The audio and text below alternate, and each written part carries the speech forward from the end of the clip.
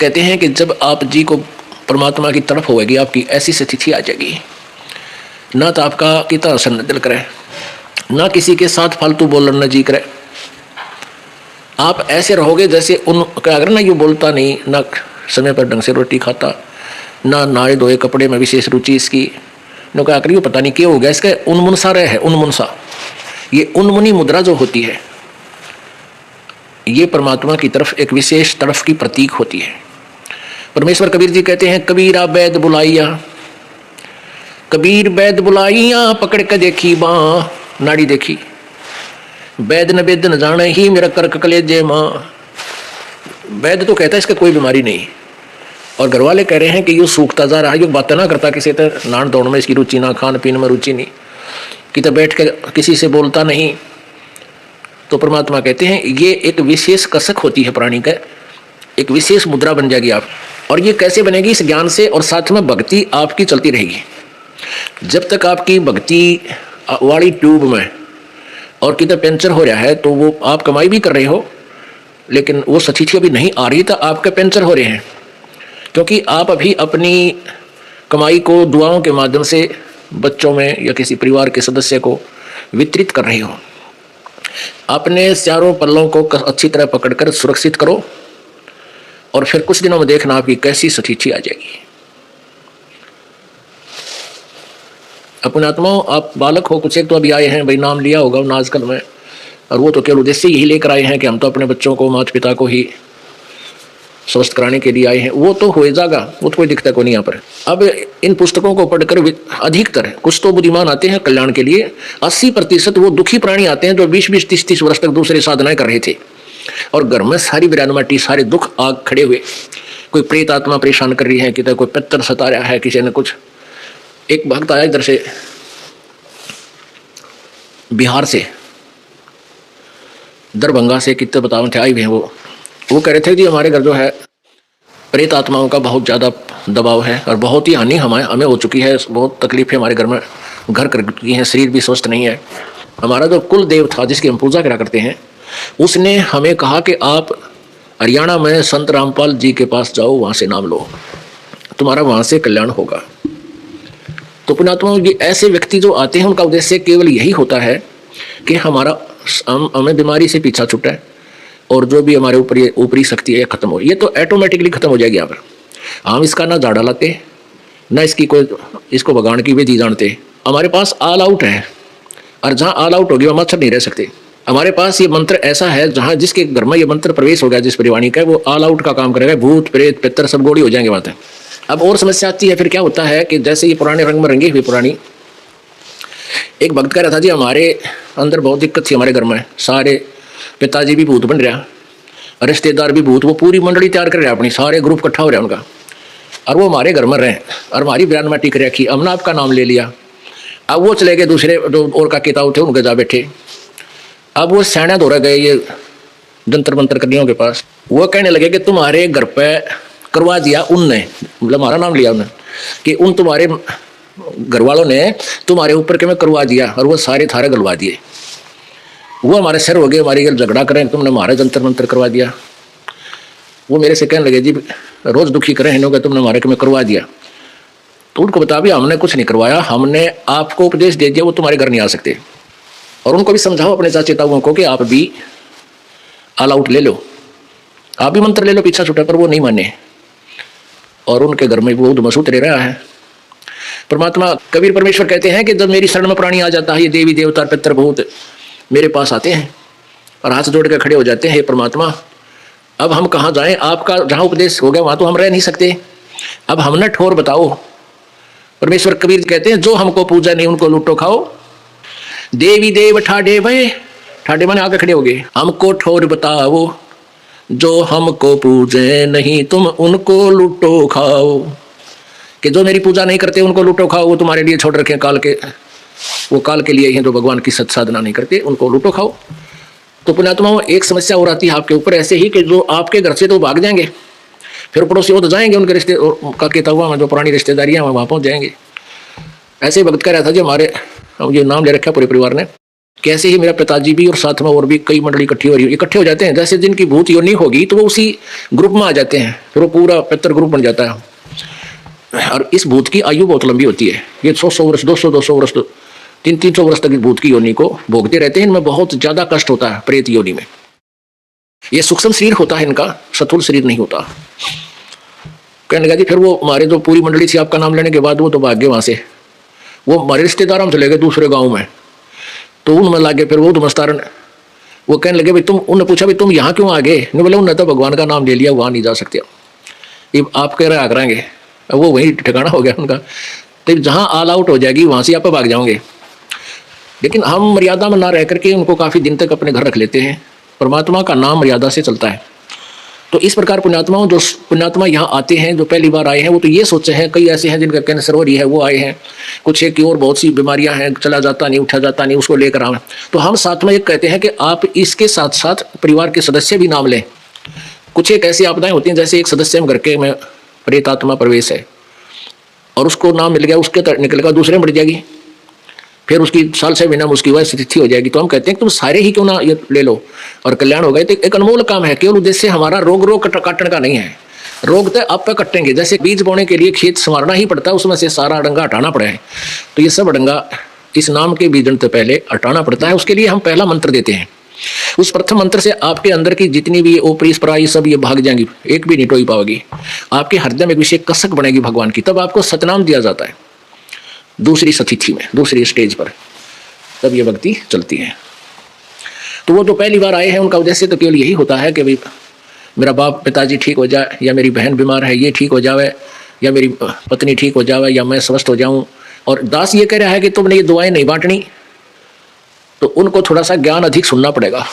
अधिक ज्ञान सुनने से फिर आपके समझ में आ जाएगी यह सचमुच ऐसा ही है। अब सब ने, आप जी ने नाम ले लिया, आप भी भक्ति करो, उनसे भी भक्ति कराओ, और सब मिलकर के भगवान के दरबार में आते रहो, तो सभी का कल्याण हो जाएगा। अब परमात्मा के लिए हम आज से नहीं असंख्य युगों से भटक रहे हैं, साधनाएं कर रहे हैं, लेकिन भगवान नहीं मिला। हमारा प्रयत्न जारी है, परमात्मा नहीं मिला। क्योंकि हमें जब परमात्मा मिलने का समय आता है उसमें या तो हमारा मानव शरीर नहीं होता, मानव शरीर होता है तो हम मिसगाइड गणे होते हैं, दूसरे नकली गुरुओं के द्वारा हमारे अंदर इतना ज्ञान भर दिया गया होता है, तो वो परमात्मा के सच्चे ज्ञान को टिकण नहीं देता। उसके लिए अधिक ज्ञान की आवश्यकता है, उसके लिए अधिक अटेंडेंस, उपस्थिति की आपको आवश्यकता है। इसलिए आपको बार बार यहाँ बुलाया जाता है। परमात्मा के लिए किन किन व्यक्तियों ने प्रयत्न किए। आप तो कहते हो कि जैसे दास कहता भी महीने में 2 महीने में तुम अवश्य आया करो। कई कहते हैं जी हमें समय नहीं, दूर देश से आते हैं, तो उनके लिए 2-3 महीने भी कर दिए, भाई 3 महीने में आ जाया करो। ये तो एक औपचारिकता है, लेकिन जिस दिन आपके तरफ बनेगी आप डटे नहीं डट सकते। एक घर का सदस्य शराब पीता है और मेरे ख्याल में 100 रुपया की बोतल आती होगी कम से कम, ना तो जान नहीं, और वह एक दिन में ना 2 दिन में वो 100 रुपये की बोतल जरूर खराब कर देता होगा। और एक व्यक्ति बीड़ी पीता है, आजकल तो 5-6 रुपये का बंडल हो रहा होगा, 2-2 बंडल पी जा कम से कम। आप पीवा फिर पड़ोसी मांग ले दी एक बीड़ी, माचिस का खर्चा नहीं आ रहा। यानी एक महीने में 50 रुपये की शराब और 10 रुपये की बीड़ी, 60 रुपये, कितने हो गए? 1800 रुपये महीने का खर्चा, और माचिस रहेगी न्यारी। और कोई भुक्की खावा है और कोई पान खाकर पेट थूका है, क्यों मतलब है? यो खान की चीज़ रोटी खाओ, भाई सेब संतरे खा लो, पान खावें लाल मुँह थूके उड़ा बुरा हाल कर दें, तो इस तरह तम्बाकू खावें, तम्बाकू खाने की चीज़ है कमाल की याद, सेब खाओ, संतरे खाओ, काजू खाओ। तो इस तरह की बकवादियाँ त्याग देने से बहुत पैसा बचता है। उस पैसे को आप परमात्मा के लिए दान में, आने और जाने के किराए में लगाओ। आपके यहाँ आने का किराए का जो पैसा है, आने और जाने का, वो भी आपके पुण्य में गिनती होता है। तो पुण्यात्मा देखो, जो जिनको ये ज्ञान नहीं, उन्हें तो माया माया दिखा है। अब जैसे एक किसान था, एक किसान खेत में गेहूं बोया था, बीज रहा था। और गेहूं कैसे बीजते हैं? एक लोहे की पाइप सी होती है और उसका ऊपर का हिस्सा कीप जैसा होता है, ऊपर से खुला, नीचे से पाइप, और हल्के पीछे बांध के बैल जोत के, और उस पाइप में के गेहूं जमीन में डाले जाते हैं। हल्स की फाली जो होती है गेहूं में खूड बनाती चलती है, एक लाइन सी खींच देती गहरी, और उसके अंदर से गेहूं डलता चला जाता है मिट्टी में, बीज, वो गेहूं के दाने, और ऊपर से मिट्टी ऑटोमेटिकली उस पर आ जाती है। एक कोई व्यक्ति था जो शहर में जन्मा, शहर में ही पला, और उसकी नौकरी लग गई यहाँ एक रूरल क्षेत्र में, ग्रामीण क्षेत्र में। वो पहली बार आया गाँव अपनी ड्यूटी पर। उसने देखा किसान खेत में गेहूं बोया था। वो देख के खड़ा हो गया, भाई वो क्या कर रहे हैं। उसने देखा कि गेहूं को एक थैले में डाल रखा काख में, और उसमें से उठा उठाकर पाइप के माध्यम से माटी में गिर रहे हैं, जमीन में डाल रहा है। तो उसने उस शहर के बाबूजी ने कहा, भाई रोकना रोकना रोकना। कहाँ रुक गया भाई, क्या बात है। किसान ने सोचा कोई रास्ता पूछता होगा, उसने बैल रोक लिए। वो कहना तू क्या कर रहा है। अक मैं गेहूं बो हूँ। किसान बोला मैं गेहूं बो रहा हूँ। उसने कहा तो गेहूं को बर्बाद कर रहा है, पता है देश में वैसे खाद्य सामग्री की कमी है और गेहूं की कमी है, तू नाश कर रहा है, जमीन में बर्बाद कर रहा है। और उसने तो गेहूं देखे थे अपने ठेकिया में, लोहे की टंकिया में, और उसी से निकाल कर माता पिसवाया करती थी और रोटी बनाती थी। तो वो उसी दृष्टिकोण से उपदेश दे रहा है कि ये तो बड़े सुरक्षित रखने चाहिए, लोहे की टंकी में रखने चाहिए, इनमें तो हवा भी नहीं लगनी चाहिए, तू मिट्टी में डाल रहा है, तेरा दिमाग खराब हो गया है। अब वो किसान ने सोचा ये गुगू कितना है क्या, इन्होंने ना मेरा ये मन शिक्षा देने लग रहा है। वो जानता गया कि वो कितना चिड़ियाघर में आया है। तो वो कहने लगा, उसने समझाया कि बाबूजी बात सुनो, मैं गेहूं को बर्बाद नहीं कर रहा, ये आज जो मिट्टी में डाल रहा हूं आपकी दृष्टि में ये बर्बाद होते दिखे हैं, ये मुझे आबाद करेंगे। आज से 4-5 महीने के बाद आज मैं 1 एकड़ में 40 किलो गेहूं डाल रहा हूं मिट्टी में, और ये 70 मन, एक मन में 40 किलो होते हैं, ये 70 मन होंगे इसमें। अब उसके बाद समझ में नहीं आया, क्योंकि वो प्रोसीजर से परिचित नहीं था। अब किसान उस शहरी बाबूजी की बात ने कैसे माना है, क्योंकि वो तो प्रैक्टिकल किए हुए। तो 5-4 महीने के बाद फिर उसको दिखाया कि वो आया, जब गेहूं पक गए, एक दाने से एक समूह बना, गुच्छा बन गया, उत्पन्न हुआ, और प्रत्येक में 10-10, 15-15 गुच्छे बन गए। उनमें फिर बाली, प्रत्येक में एक बाली में 20-20, 30-30 गेहूं। तब उसका विश्वास हुआ, कहा सच्ची भाई तो ठीक है था। तो पुण्यात्माओं, आज जो इस ज्ञान से परिचित नहीं है, आप जी यहाँ आते हो, दान करते हो, तो वो आपके हो सकता है परिवार के सदस्य भी हो सकते हैं इस प्रकार के, जो आपको कहेंगे कि तू नाश करेगा, तीसरे दिन सत्संग में चला जाता है, दान करते हो, तुमने शर्म नहीं आती, पैसा कितना होगा, 100 प्रकार की अड़चने पैदा करते हैं। लेकिन आप जी परिचित हो इस मार्ग से, आप उनकी बातों में नहीं आ सकते, क्योंकि उनको तो आज आप बर्बाद करते नजर आते हो, जैसे उस शहरी बाबूजी ने लगा था, शहरी बालक ने लगा था कि ये किसान नालायक है, और किसान को पता था क्योंकि वो प्रैक्टिकल कर रहा, तो उसकी बात में वो नहीं आ सकता, चाहे कुछ भी कहो वो। तो पुण्यात्माओं, आपकी सतीथि इस ज्ञान से इतनी हो जानी चाहिए कि संसार कुछ भी कहे, अगर आपने उबरना है तो यही तरीका और दूसरा नहीं। ये ना जाने कितने वर्षों के बाद ये एक सत साधना प्रारंभ परमेश्वर करवाता, कबीर जी, किसी जीव के बस का नहीं ये कार्य प्रारंभ हो सके। आप जी ने प्रैक्टिकल भी देख लिया, कितने संत हैं बिना गिनती के, और किसी के साथ कोई खींचातानी नहीं। और इस दास के साथ कितना जुल्म करवा डाला इस काल ने, जनता को भड़का कर, राजा को प्रजा को पीछे ला कर, कि उसको पता था तेरा नाश होगा, इनको तो सच्चाई का पता लग गया, सब भाग जाएंगे यहाँ से सतलोक में। और लेकिन ये परमात्मा ने चला रखा है, ये जीव के बस का नहीं है, और जीव इसको चला भी नहीं सकता। तो पुण्यात्माओं, जैसे एक पहले ये दास गांव में पाठ करने जाया करते थे, सटाट जब किया, एक घर में हम पाठ करते थे 3 दिन का, जैसे ये अखंड पाठ दोनों तरफ चल रहा है ऐसे, तो 3 दिन मालिक की वाणी, ये ज्ञान वहाँ चलता था। और दिन में भी, रात में भी सत्संग करके परिवार के सदस्यों को या आस पास क्या जाते उनको खूब अच्छा रगड़ा लगा करते ज्ञान का, 3-4 दिन मिल जाते थे हमने। तो उनको ज्ञान से भी परिचित करवाते, और फिर उनके दुख तो इतने दूर हुए गिनती नहीं हो सकती। तो ऐसे फिर वो पाठ का उन्होंने महत्व का पता लगा। एक भक्त ने चौबारे बनवाए, उनका किवाड़ ना चढ़े थे, किवाड़, और उधर से पाठ रखवा दिया। हम पाठ करने गए हुए थे, जिसके घर पर पाठ हो रहा था उपदेशी थे, उनका खुद भाई दूसरा, वो नाम नहीं ले रखा था, उपदेशी नहीं था। फिर दो उपदेशी नहीं है, ज्ञान से परिचित नहीं, उसके विचार तो ऐसे ही होते हैं। कहता है एक रिश्तेदार आ गया, बहन का बटेऊ पति, और बच्चे बोले फूफा जी आप पियो दारू और बीड़ी, आज हमारे पाठ चल रहा है, आप हमारे दूसरे अंकल का चले जाओ, चलो वहाँ छोड़ आते हैं। वो बोला मैं आपका चला जाऊंगा, वहाँ तुम घनी छोड़ गाओगे, यानी महसूस सा किया, खाना खुना भी उसको वहीं खिला दिया। तो उसके जो दूसरे चाचा ने उस रिश्तेदार को खूब पढ़ा दिया कि नाश करेंगे, चौबारे बनवाए थे ऊपर, और उनमें कवाड़ ना चढ़वाए गए, 2,500 रुपये पाठ करा दिए। पहले वहाँ घर में हम पाठ करते थे, 2-2,500 रुपया खर्चा होता था, 2,500 रुपये पाठ करा दिए और कवाड़ ना चढ़वाए गए, देख नाश करेगा यूँ। अब वो रात में तो पी रहा था, सवेरा जब हम जा रही है उसके बाद आया, तीसरे दिन भोग लग जाता था, हम 1 बजे 2 बजे वहाँ से प्रस्थान कर जाते थे। तो उसके बाद बताओ थे जी, फिर आया हमारा रिश्तेदार हमारे पास, और हमने शिक्षा देने लगा, कहना तुमने तो नाश करना है, क्यों बर्बाद करते हो, यूके पाठ पाखंडी आ रहे थे, अच्छे अधवे पाठे थे। और क्वाड ना चढ़वाए गए तेरे पे और 2,500 रुपये खर्च कर दिए तेरे। तो कहने लगा देखो कमाल की बात, वो स्वयं दारू पीवे बीड़ी पीवे और सारे उल्टे काम करे और भगत ने शिक्षा दे अगत ने यूं क्या कर दिया, ऐसा नहीं करना चाहिए था। अब वो भगत उसकी क्यों करवाने लगा जिसने इस ज्ञान करूँ कि अगर पैसा दुख था परमात्मा ने दूर किया, वो ना बताया उस पड़ोसी ने। फिर उसको समझाया कि क्वाड भी चढ़ेंगे सारे काम होंगे, क्वाड के बिना तो डरेंगे। और ये काफी समझाने की चेष्टा की पर वो नहीं माना। फिर वो कहने लगे हम बिना माने हम क्यों मानना थे उसके, जब वो हमारी अच्छी बात ना नहीं मानता तो हम भी नहीं मानते, हम भी नहीं माने हम कैसे मान जाए। एक मजाक का चुटकुला है, एक टीचर क्लास में बैठा था और बच्चे शरारत कर रहे थे। एक व्यक्ति आकर बोला मास्टर जी, कहा भाई अगे बच्चे नहीं डरते आपसे? उन्होंने बोला मैं क्या डरूँ इनसे, मैं भी ना डरता। तो भाई वो ना मानेंगे तो हम भी ना मानना उनकी, सीधी सी बात है।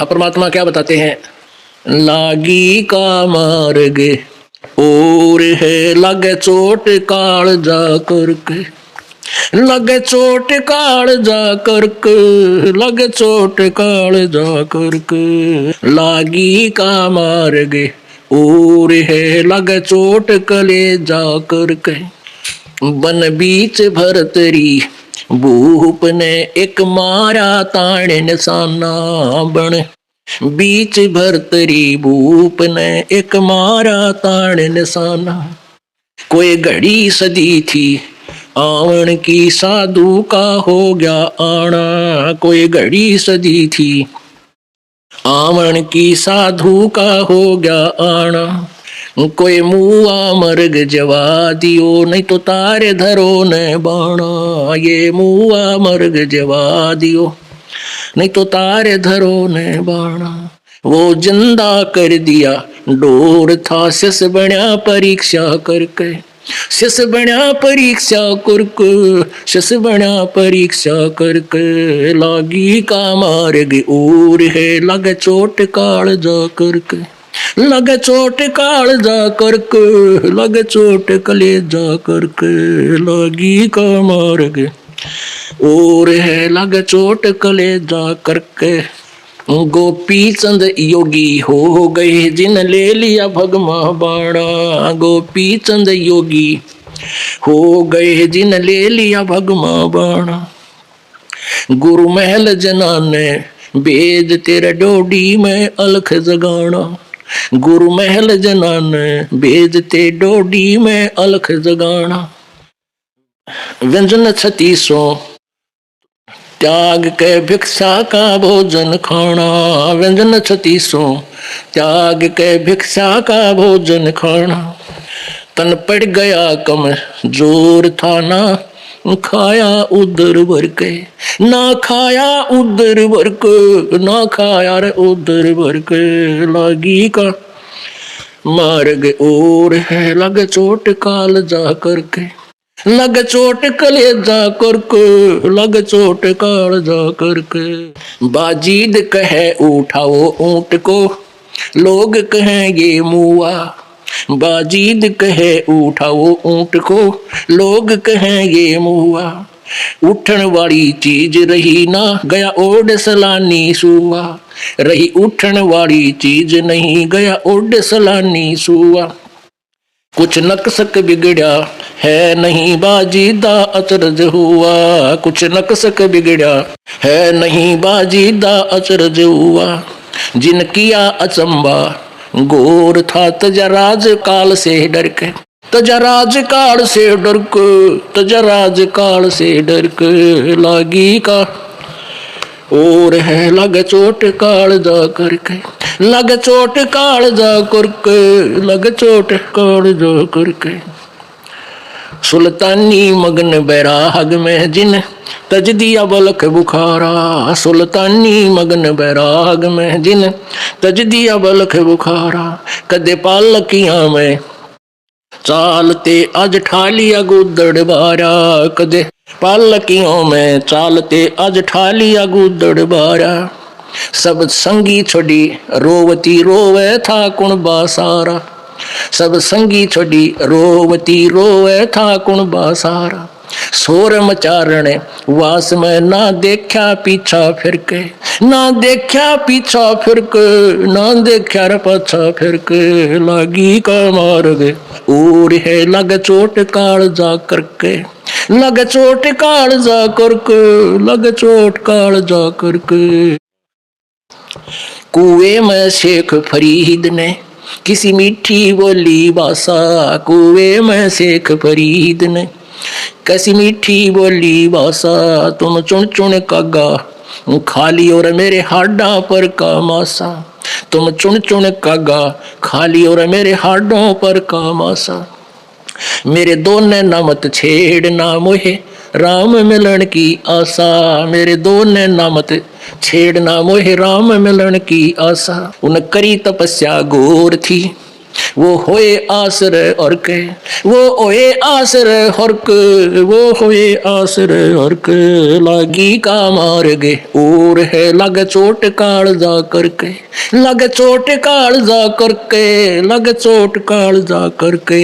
लागी का मार गे और है लग चोट काल जा करके। पीपा दरिया में कूद गए रजन कैसी करी डठाई, पीपा दरिया में कूद गए रजन कैसी करी डठाई। वो नर पाड़ा जीत गए जिन सर धड़की रबाजी लाई, वो नर पाड़ा जीत गए जिन सर धड़की बाजी लाई। कह मंगलानंद चेती और कुछ सोच समझ मेरा भाई, कह मंगलानंद चेती और लो सोच समझ मेरा भाई।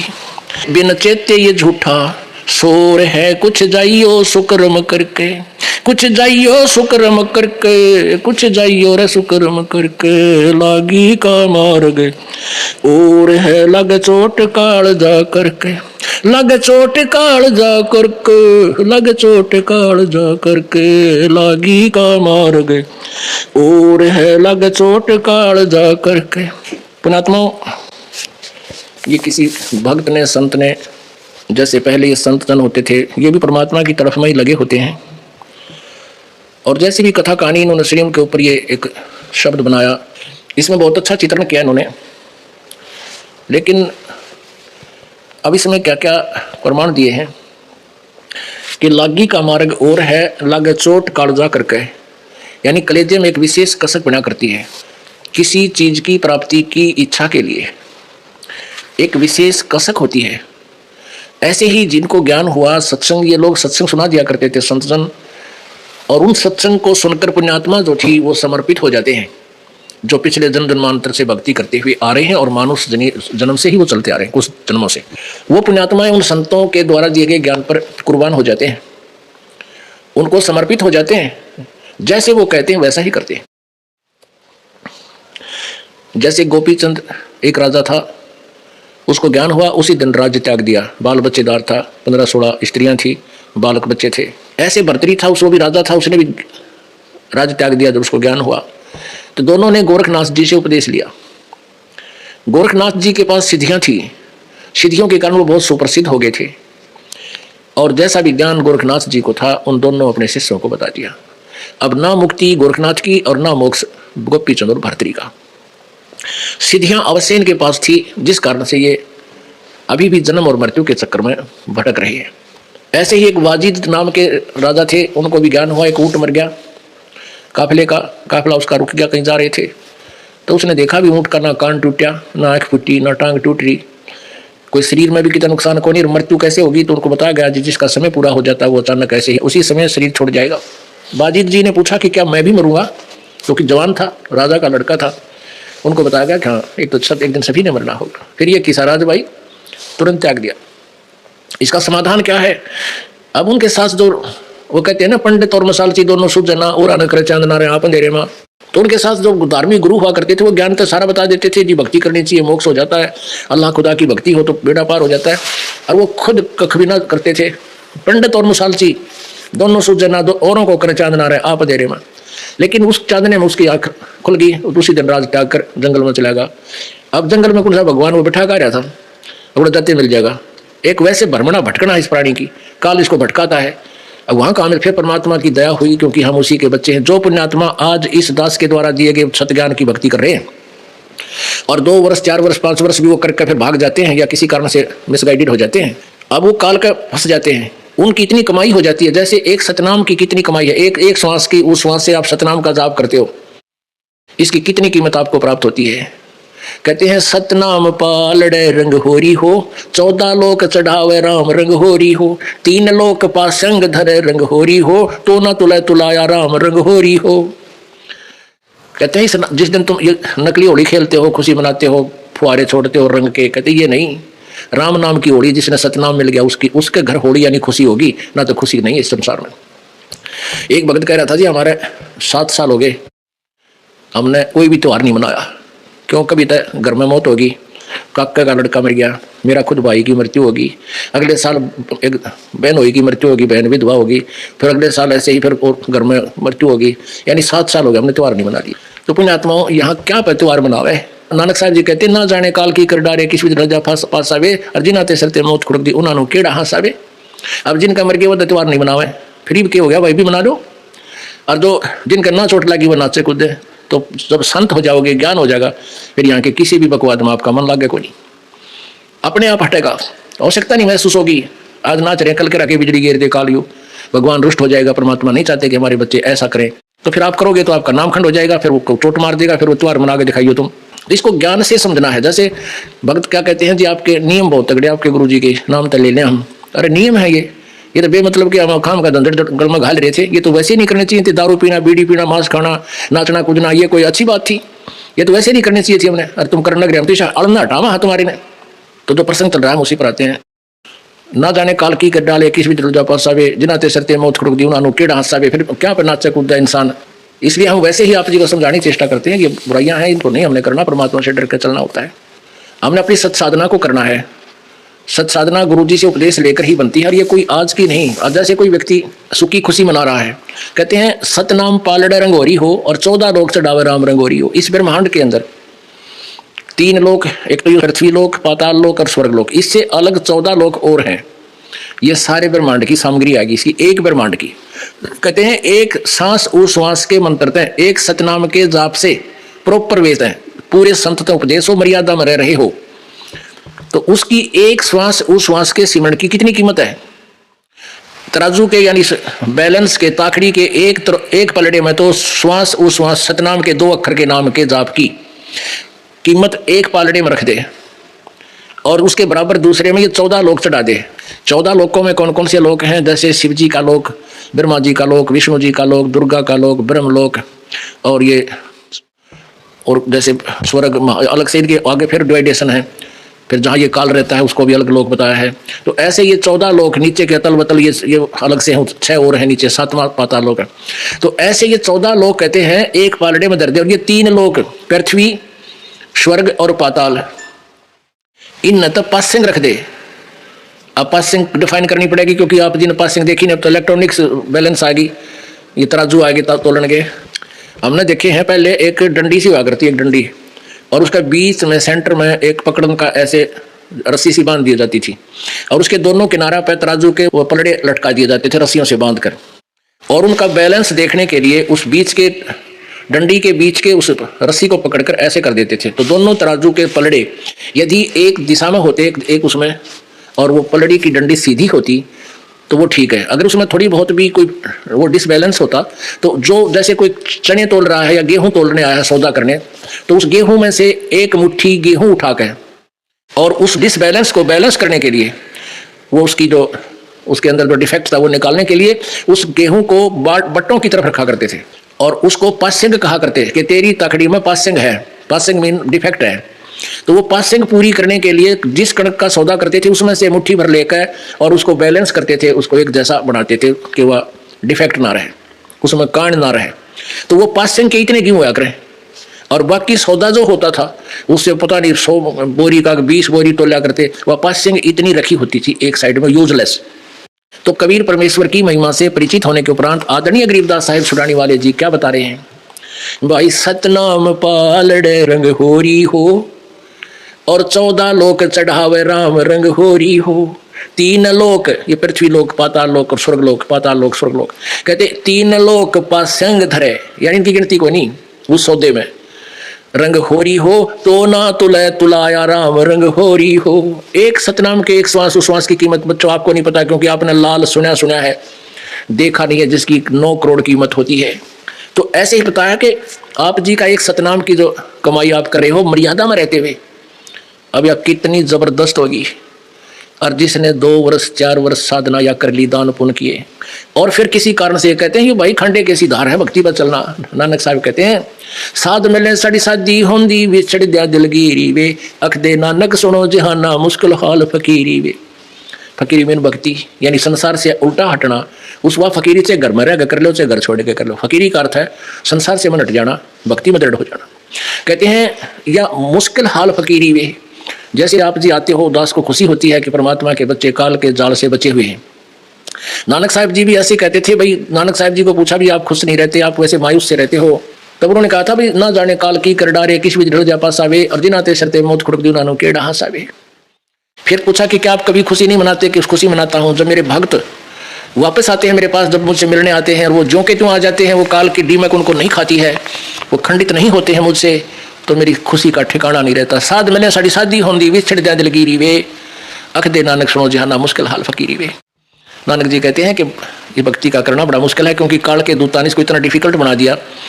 अब वर्तमान में एक संत होता है जो समझावे, ठीक मार्ग पर लावे, और कुमार्ग समझाने वाले करोड़ों यहाँ से जाते ही शुरू हो जाएंगे। वहाँ की रखा है सब आप अपनी बतावे हैं, तुम भगा रखे हो, इस तरह यहाँ से शुरुआत हो जाएगी जब आश्रम से तुम बाहर जाओगे। तो इस प्रकार कहते हैं मुश्किल हाल फकीरी वे। तो 2-4 वर्ष ठीक साधना की और फिर वह डिमक लग गई, विचलित हो गई भोली आत्मा। तो वो फिर आगे जन्म में पता नहीं क्या बना होगा, पुनः कहाँ कहाँ घूमेगा, पृथ्वी पूरी पृथ्वी के राजा भी बन सकते हो आप इस 4 साल की कमाई तय। और स्वर्ग और महास्वर्ग और विष्णु का लोक और शिवजी का लोक, बड़े गण बनोगे, बड़े बड़े ठाठ काल तो मूर्ख बना, लेकिन आपकी पूंजी समाप्त होती रहेगी, वो पुण्य समाप्त हो जाएगा। और फिर आप जी को पटक देगा पृथ्वी पे, कोई राजा बन गया जैसे भर्तृ गोपीचंद, कभी परमात्मा की शरण में किसी युग में रहे, फिर ऐसे बकवाद कर गई है। और फिर वह उमंग अंगड़ाई लेगी, क्योंकि वो डट नहीं सकती आत्मा। छोटी सी बात पर ही तुरंत राज त्याग दिया। अब काल ने तो लंबे रस्से बांध रखे हैं, घर भी त्याग दिया, सोचा ले जा कि जागा, आगे दूत बैठा रखे नकली संत, उसने कह दिया तपस्या करो, वो तपस्या करने लगे। आखिर में कहते हैं लास्ट में फिर वहीं आना पड़ेगा जहां से शुरू हुआ। पुण्यात्माओं, परमात्मा परमेश्वर कबीर जी कहते हैं जो जन हमारी शरण है ता का मैं दास, और गेल गेल ला गया फिर जब लग धरती आकाश।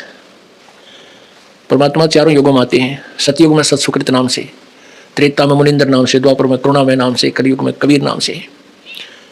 अब जब ये परमात्मा आते हैं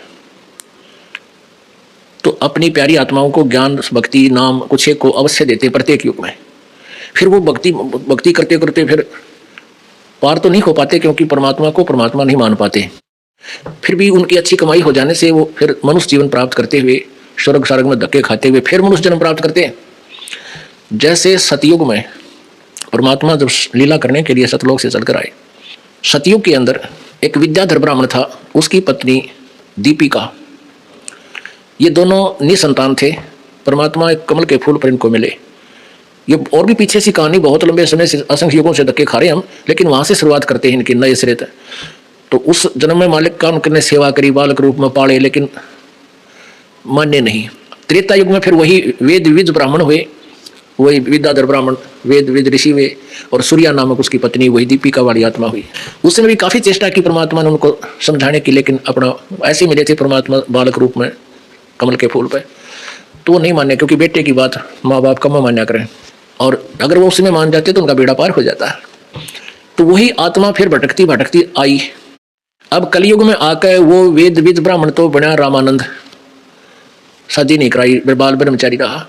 और दीपिका बनी फिर वो कमाली वाली आत्मा, उसका जन्म हो गया एक मुसलमान धर्म में। अब कर ले इस काल का क्या करे, लेकिन कहते हैं सोचल सीधर मैं करूं अपने जन के काज। तो कमाली वाली आत्मा जो थी वो एक राबी नाम की लड़की, मुसलमान धर्म में जन्म था। जब वो 10-12 वर्ष की थी परमात्मा उनको मिले, लड़की को समझाया, उसने 3-4 वर्ष मालिक की साधना की, लेकिन फिर शादी से भी मना कर दिया कि मैं ब्याह नहीं करवाऊंगी। लेकिन घर वालों ने कहा भी हमारी इज्जत का मामला, हम बेटी को घर नहीं रख सकते और ब्याह तेरा बेटी करवाना पड़ेगा। माता पिता ने खाना पीना छोड़ दिया। अब लड़की ने सोचा ये बुढ़े मरेंगे तेरे सिर होंगे, ठीक है मैं शादी करवा लेती हूँ, लेकिन पति से साफ कह दूंगी मैं संतान उत्पत्ति नहीं करूंगी और आपकी मर्जी जैसे वो चीज़ समझ कर। उसने ऐसा ही किया, अपने पति से के घर गई तो उसको पति को साफ साफ बता दिया कि मैं संतान उत्पत्ति नहीं करना चाहती, मैं ब्रह्मचारी रहना चाहती हूँ। मुसलमान धर्म में और भी कई शादियाँ हो जाती हैं। तो वो भी एक नेक आदमी था, अच्छा अधिकारी था, अफसर था।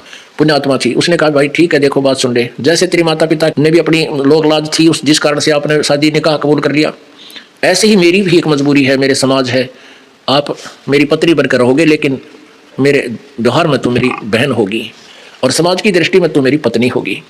तेरा अलग से एक मकान बना दूंगा, अपनी भक्ति कर ले। ऐसा ही हुआ। अपने आत्माओं, इस अध्यात्म ज्ञान को समझकर आपकी जड़ हल जाएगी यहाँ से इस काल तक। आप तो आज तक हमने ज्ञान नहीं सुना था, सिर्फ राम राम याद जरूर था, भक्ति करेंगे भगवान तो सुख लेंगे। इस भगवान के घर में सुख तो मुफ्त में मिलेंगे आपको, उसमें रूंगे में। लेकिन ये ज्ञान समझना चाहिए। जब वो 50-55 साल की 60 वर्ष की होगी तब उसने कहा मैं हज करके आऊँगी। मुसलमान धर्म में एक ऐसी परंपरा है, ऐसी धारणा है कि जो हज कर आता है नहीं करके होगा तो उसका मोक्ष नहीं। और वहीं यदि मक्का में जीवन पूरा हो जाए फिर तो कहना है वहीं मर जाता, कहते सीधा स्वर्ग में जाता है। तो राबिया नाम की लड़की जब 60 साल की औरत होगी, 50-55-60 की, तो वो चल पड़ी अपने पति से आज्ञा लेकर के हज के लिए चल पड़ी।